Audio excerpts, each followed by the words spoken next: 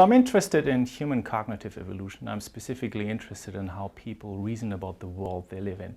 And one thing we've been known in psychology for quite a while is that people are particularly bad with something. And that's, we cannot deal and properly reason with randomness. So one new approach that's sort of a more evolutionary approach to cognitive psychology brought forward is to say, well, why is it that we have these seeming irrationalities in some of these areas when it comes to our information processing? Or, simply put, why are we so, why do we have such a difficult time reasoning with randomness?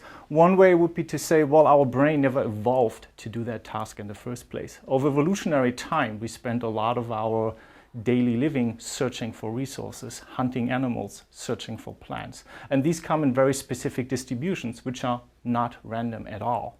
And it could well be, and some of the research that we conducted in this lab with collaborators worldwide, is that these eminent ancestral distributions of things we always searched and foraged for had a footprint on our cognitive system.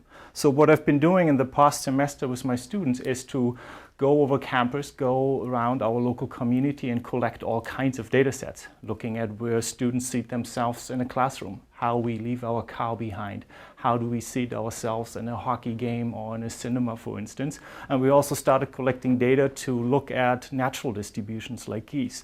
So here in the past couple of weeks, we collected data on our local geese populations that always come in September, October, and enjoy us with their presence on campus. And we had a drone with a video camera that flew over these particular geese populations, and you can see here some of these particular snapshots that we were able to get out of these videos.